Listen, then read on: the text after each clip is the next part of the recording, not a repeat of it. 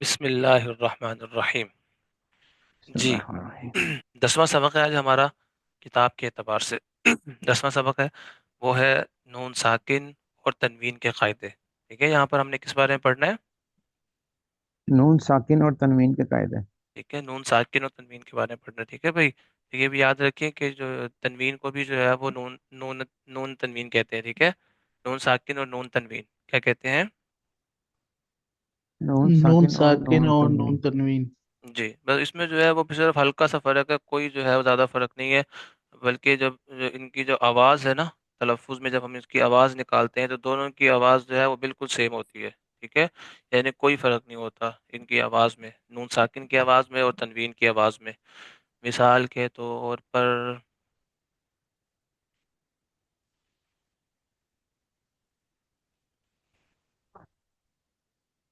جی, یہاں پر مثال دیکھیں, یہاں پر دیکھیں, یہاں پر جی, میم میم نون زیر کیا بنتا ہے؟ من من. اور حمزہ دو زیر ان ان. تو دیکھ رہے ہیں آخر میں نون کی آواز آ رہی کہ نہیں؟ من جی استاد اور ان. ٹھیک ہے, تو اس کے جو ہے وہ آواز جو ہے وہ بالکل جو ہے وہ سیم ہوتی ہے. باقی جو ہے وہ اس میں جو ہے وہ کوئی فرق نہیں ہوتا کوئی خاص. اور جو بنیادی فرق ہوتے ہیں چھوٹے موٹے, وہ تو ہے ویسے ہی ہے. تو بس اصل فرق اس میں بس یہی ہے کہ ان کے جو ہے نا, اصل بات اس میں یہی ہے کہ دونوں کی جو ہے وہ آواز جو ہے وہ دونوں سیم ہوتی ہے. اس وجہ سے ان کو حکم بھی جو ہے وہ دونوں کو سیم دے دیا گیا. ٹھیک ہے, باقی ایک فرق جو ہے بس اگر آپ نے سمجھنا بھی ہوگا سمجھ لینا کہ نون ساکن جو ہے یہ لکھنے میں بھی آتا ہے اور پڑھنے میں بھی آتا ہے. ٹھیک ہے, اور تنوین میں کیا ہوگا, یہ صرف جو ہے وہ پڑھنے میں آتی ہے, لکھنے میں نہیں آتی بس. ٹھیک ہے, سمجھ آئی بات جی کی؟ استاد کہ نون جی استاد ساکن جو ہے وہ لکھنے میں بھی آتا ہے اور پڑھنے میں بھی آتا ہے.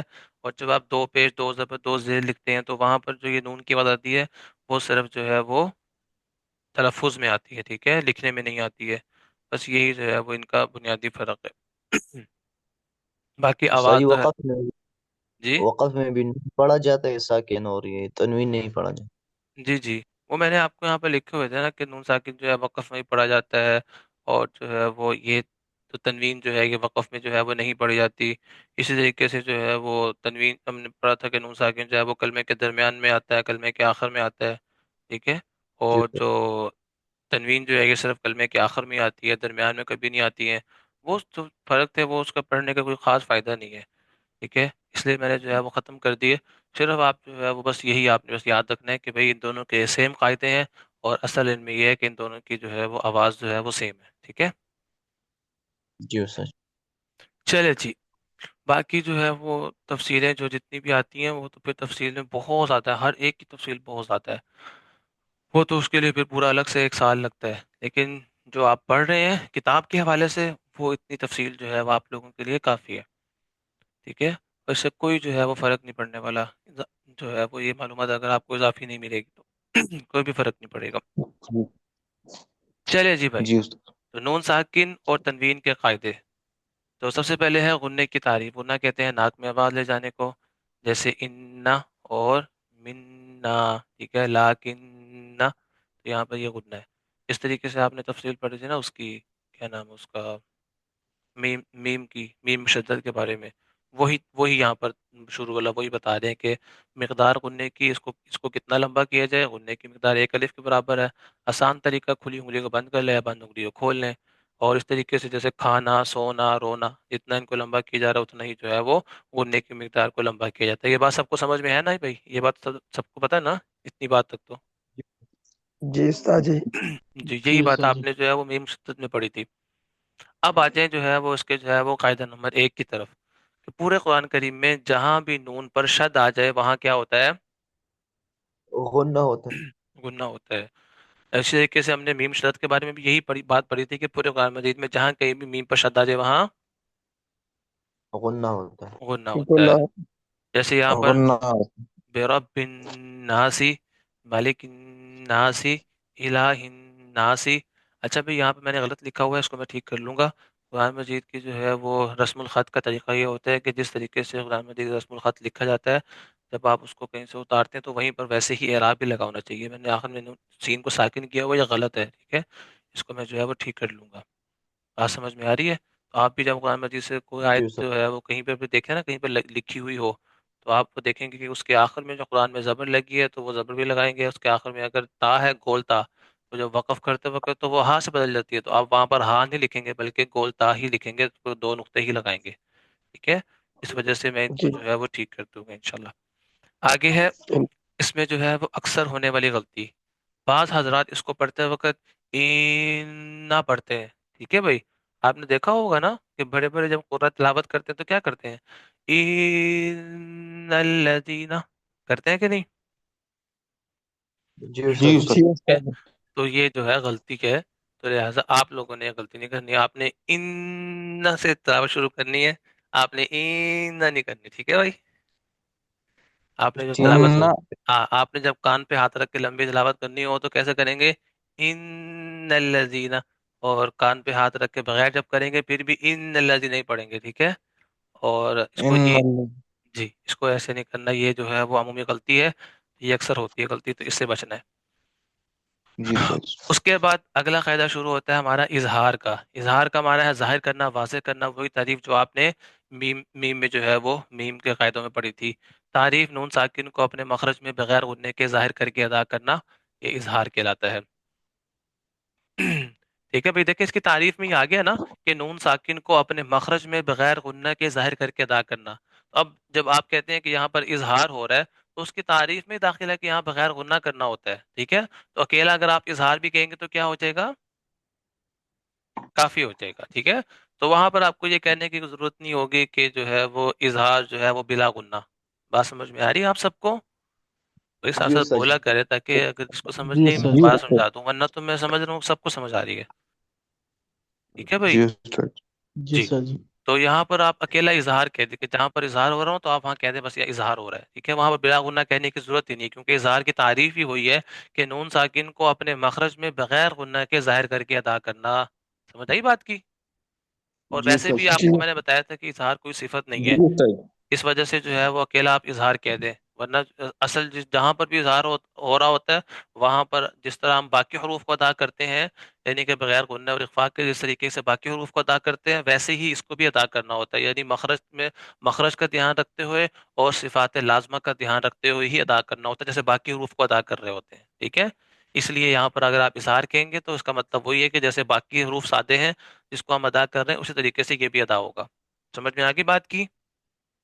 جی استاد جی. جی جی استاد جی. جی، قاعدہ نمبر جی 2، نون ساکن اور تنوین کے بعد، یہی قاعدہ بھائی اظہار کا قاعدہ اب چل رہا ہے، ٹھیک ہے؟ اس کو بھی ہم اسی طریقے سے یاد کریں گے جس طریقے سے ہم نے میم کے قاعدے یاد کیے تھے۔ تو سب سے پہلے قاعدہ نمبر 2، نون ساکن اور تنوین کے بعد اگر حروف حلقی، حروف حلقی یاد ہے نا سب کو؟ حروف حلقی کون سے ہوتے ہیں؟ حروف حلقی 6 ہے استاد جی. حمزہ ہا عین ہا غین خا. باقی بھی بتائیں بھائی، یاد ہے حروف حلقی جو حلق سے ادا ہوتے ہیں، گلے سے ادا ہونے والے 6 حروف ہم نے استاد پڑھے جی. تھے جن کے ہم نے کہا حمزہ تھا؟ ہا، جی، حمزہ ہا عین ہا غین خا. حمزہ ہا عین غا عین ہا غین خا، عین ہا غین خا۔ ٹھیک ہے؟ یہی ہم نے جو پڑھے تھے، ہم نے کہا تھا کہ اس کے جو ہے وہ گلے کے اندر کتنے مخارج تھے ان کے 6 حروف کے؟ 3 تین مخارج استاد. تھے. 3 مخارج تین تھے، سے شاباش، ٹھیک ہے؟ کون کون سے تھے؟ ہم اقصی حلق، وسط حلق اور ادنی حلق. شاباش، ٹھیک ہے جی، اقصی ادنان۔ حلق، نہیں، اقصی حلق، وسط حلق اور ادنی حلق، آگے سمجھ؟ جی استاد۔ تو یہ وہی 6 حروف ہیں۔ تو نون ساکن اور تنوین کے بعد اگر حروف حلقی حمزہ ہا، عین ہا، غین خا میں سے کوئی حرف آ جائے تو وہاں نون ساکن اور تنوین کو ظاہر کر کے بغیر غننے کے پڑھیں گے، ٹھیک ہے بھائی؟ خواہ یہ صورت جی ایک کلمے میں ہو یا 2 کلموں میں ہو، ٹھیک ہے بھائی؟ یعنی مطلب کہ کلمہ، ایک کلمے کے آخر میں نون ساکن آ رہا ہے اور اگلے کلمے کے شروع میں حروف حلقی میں سے کوئی حرف آ رہا ہے، ٹھیک ہے بھائی؟ حروف حلقی میں سے کوئی حرف آ رہا ہے تو وہاں پر بھی یہ قاعدہ لگے گا، اور اگر ایک ہی کلمہ ہے تو اس میں جو ہے وہ اس طریقے سے اعلیٰ نون ساکن یا تنوین آ رہی ہے اور اس کے بعد حروف حلقی میں سے کوئی حرف آ رہا ہے تو وہاں پر بھی جو ہے وہ ہم اظہار ہی کریں گے۔ جی، تو ہم اظہار کا قاعدہ ہم نے پڑھ لیا، اور مثال دیکھیں جیسے انعمتا، اب دیکھیں یہاں پر انعمتا نون ساکن آگے کی نہیں آ گئی، جی استاد جی۔ اور اس کے بعد جو انعمت ہے وہ ہم حروف حلقی میں سے کیا آ رہا ہے؟ ہلکی عین استاد. آئین آ رہا ہے، اور اسی کلمے میں آ رہا ہے یا دوسرے کلمے میں آ رہا ہے؟ اسی کلمے اسی میں آ رہا ہے۔ ٹھیک ہے شاباش. تو یہ مثال آ گئی انعامتا. تو یہاں پر ہم غنہ یا اخفا کریں گے. اظہار نہیں کریں ہوگا. گے سر جی۔ اظہار کریں گے استاد. شاباش. ٹھیک ہے.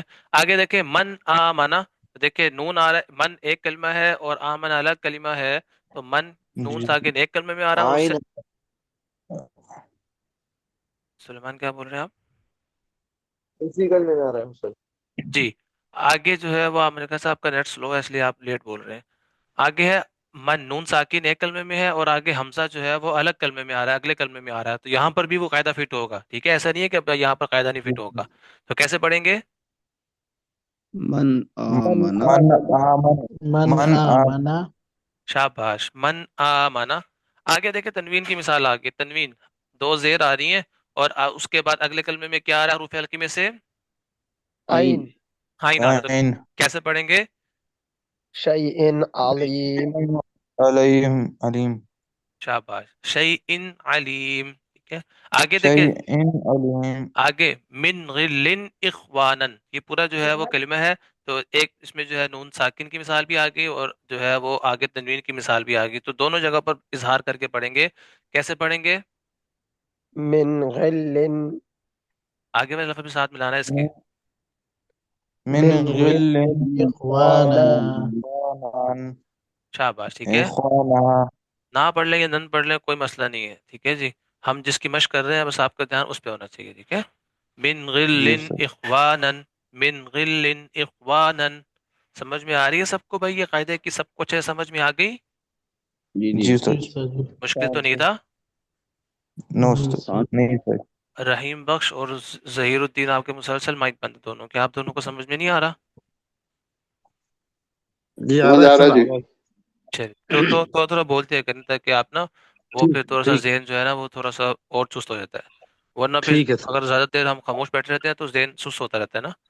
وہ ٹھیک ذہن ہے ایک بالکل. جگہ دیکھ دیکھ کے ذہن سن ہو جاتا ہے, تو اس لیے بولنے سے نا صحیح دوبارہ تھوڑا صحیح. سا متحرک ہو جاتا ہے. ٹھیک چلیے جی. ٹھیک. اس کے بعد ہے قاعدہ نمبر 3. تیسرا قاعدہ ہے بھائی ہمارا اظہار کا, ادغام کا. ادغام کا قاعدہ ہے, اس کو حروف یر ملون والا قاعدہ بھی کہتے ہیں. کیا کہتے ہیں اس کو؟ حروف یرملون. حروف یر ملون. حروف یر ملون والا قاعدہ کیوں کہتے ہیں وہ بھی میں آپ کو بتاتا ہوں. جب ہم قاعدے پہ آئیں گے میں آپ کو بتاؤں گا. اچھا جی. ادغام کا معنی ہے ایک چیز کو دوسری چیز میں داخل کرنا. وہی تعریف جو ہم نے اوپر پڑھی تھی میم کے قاعدے میں, وہی تعریف ہوگی. ٹھیک ہے. ادخال شیء فی شیء. تعریف حرف ساکن کو حرف متحرک میں اس طرح ملانا کہ دونوں ایک حرف مشدد بن جائیں. شرطیں کیا ہیں بھائی؟ اس میں بھی وہی شرطیں جو ہم نے اوپر پڑھی تھی میم ساکن کے ادغام میں. اس میں شرط یہ ہے کہ پہلا حرف ساکن ہو اور دوسرا حرف متحرک ہو. نمبر 2, ساکن حرف اور متحرک حرف الگ الگ کلمے میں ہوں. ٹھیک ہے جی. اب آگے آ جائیں قاعدے میں. قاعدہ کیا ہے؟ نون ساکن اور تنوین کے بعد حروف ین میں سے کوئی حرف آ جائے تو 4 حروف ینمو. 4 حروف کون سے بھائی؟ ینمو ینمو ینمو. تو دیکھیں نا یرملون اس میں کل کتنے حروف تھے؟ یا را میم لام واو نون. کتنے حروف ہو گئے؟ 6 حرف. 6 حروف. اس میں سے ہم نے کیا کر لیا؟ ینمو کو لے لیا. تو کون کون سے 2 حروف بچ گئے اس میں؟ نون لام بتائیں میم لام لام. لام. صحیح بتائیں بھائی, غور کریں. ینمو ہم نے اس میں سے نکالیا, باقی کون کون سے رہ گئے؟ لام اور رے لام اور لام. رے اور لام. را اور را لام. اور را. را اور لام. تنزیب بھائی کیا ہے؟ را اور لام. شاباش. را اور لام. ٹھیک ہے. تو حروف جر ملون میں سے ہم نے اس کے 2 سیٹ بنانے ہیں. ٹھیک ہے بھائی. کون کون 2 سیٹ بنانے ہیں؟ ایک ینمو اور دوسرا لر. کون کون سے 2 سیٹ بنانے ہیں اس کے؟ ینمو ینمو یرمو اور لر یر. اور لر. مو ٹھیک ہے. اور لر سب بولے ذرا, ہم نے اس کے کون کون 2 سیٹ بنانے ہیں؟ ینمو یرمو اور اور لر یر. اور لر. ٹھیک ہے. ینمو اور لر. لر. چلے جی. اب آ جائے. اب ہم پڑھ رہے ہیں کہ نون ساکن اور تنوین کے بعد حروف ین ملون میں سے کوئی حرف آ جائے, یعنی تو 4 حروف ینمو. ٹھیک ہے. میں ادغام کے ساتھ غنہ بھی ہوگا. ینمو آ جائے. ٹھیک ہے. نون ساکن کے بعد اور تنوین کے بعد ینمو میں سے کوئی حرف آ جائے, یا آ جائے یا نون آ جائے یا میم آ جائے یا واو آ جائے, تو وہاں پر کیا ہوگا بھائی؟ ادغام کے ساتھ غنہ. ادغام پلس گنہ. شاباش. ادغام پلس غنہ ہوگا. ادغام کا غنہ بھی ہوگا. اب دیکھیں یہاں پر نون ساکن کے بعد ینمو میں سے کیا آ رہی ہے؟ یا. یا آ رہی ہے. یا یہاں پر بتائیں, یہاں پر نون ساکن کے بعد ینمو میں سے کیا آ رہا ہے؟ نون نون نون یہاں پر ین منہ میں سے کیا آ رہا ہے نون ساکن کے بعد؟ میم میم یہاں پر نون ساکن کے بعد ین منہ میں سے واو واو، اور یہاں پر تنوین کے بعد ین منہ میں سے یا یا یا، ٹھیک ہے؟ تو یہاں مطلب یہاں پر تو ان سب صورتوں میں ہمیں کیا کرنا پڑے گا؟ ادغام پلس غنہ ادغام پلس غنہ، شاباش۔ تو کیسے پڑھیں گے؟ من یقول، کیا پڑھیں گے؟ من یقول من یقول، اس طریقے سے من نور، کیسے پڑھیں گے؟ من نور اس طریقے سے مم موصل، میم من موصل آگے من وال، من وال اس کے بعد برق یجعلون، برق یجعلون تو بات سمجھ میں آئی آپ سب کو کہ نون جی ساکن اور تنوین کے بعد اگر ین منہ میں سے کوئی حرف آ جائے تو وہاں پر ادغام پلس غنہ ہوگا، ٹھیک ہے بھائی؟ اچھا جی، اور یہی قاعدہ اگر میں اب آپ کو تھوڑا سا گھماتا ہوں، یہ اور میم کے بارے میں ہم نے ادغام کا کیا پڑھا تھا؟ سیم نون با اور میم کے علاوہ اس میں پڑھیں دیکھا گے گھمایا کہ نہیں گھمایا؟ دیکھا اس کو پکا یاد ہوتا نا، پکا یاد ہوتا تو وہ فوراً بول دیتا۔ بتائیں ذرا، سوچیں کہ میم ساکن میں ہم نے ادغام کے بارے میں کیا پڑھا تھا؟ یا میم اور با نہیں، اور کوئی ساتھی بولے؟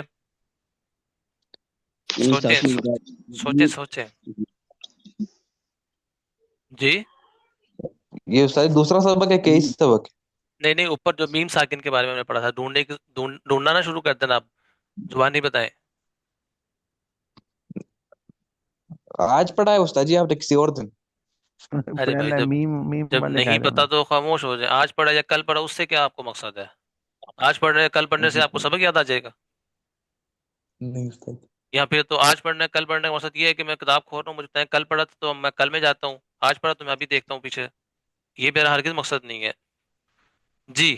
جی سر۔ آیا ذہن میں کسی کے؟